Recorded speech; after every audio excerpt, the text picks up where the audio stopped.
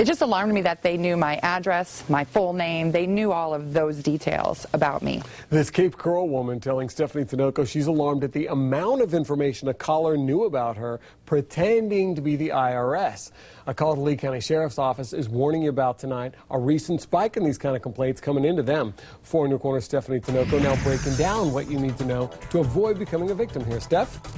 Patrick, fraud experts tell me tax filing season is prime time for scammers to take advantage of you. You're about to hear a woman's story who didn't want to show her face after getting multiple calls from scammers who experts say are targeting many taxpayers across Southwest Florida. This call is officially a final notice from IRS Internal Revenue Service. You're listening to a voicemail Jessica Palmero tells me was left on her phone earlier in the week. To inform you that IRS is filing a lawsuit against you. A robo-message claiming it's from the IRS. So please call immediately on our department number. It freaked me out. It totally freaked me out. Freaking out, thinking she had a lawsuit against her, Palmero calls the number back. They answered and they knew my address and told me that they were suing me for fraudulent activity on the IRS. And I'm like, you got the wrong person. The caller insisting Palmero is the right person the IRS has been trying to reach. He said, ma'am, nope, this is not whatever. I'm like, I'm pretty sure this is a scam. Does it sound like a scam? How would I know all this information? And he kind of got rude with me. Rude and persistent to get her to verify personal information. As soon as they wanted my banking information and everything, I hung up. Palmero isn't the only one being targeted by these callers, claiming to be the IRS.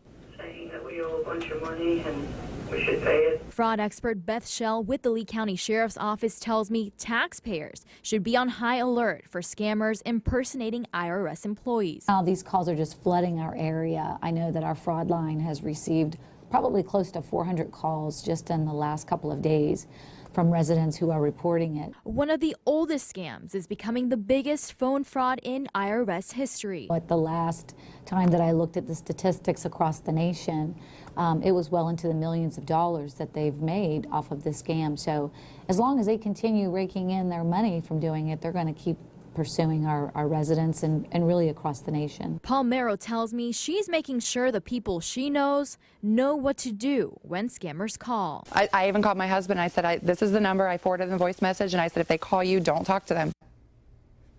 Now, don't fall for the tricks this tax season. If you receive an email or a phone call and you genuinely believe that the IRS is trying to contact you, give them a call at 1-800-829-1040. You can also find more tips and links on how to identify tax fraud by clicking on my story on fox4now.com. Live in the studio, Stephanie Tinoco, Fox 4 in your corner. All right, thank you.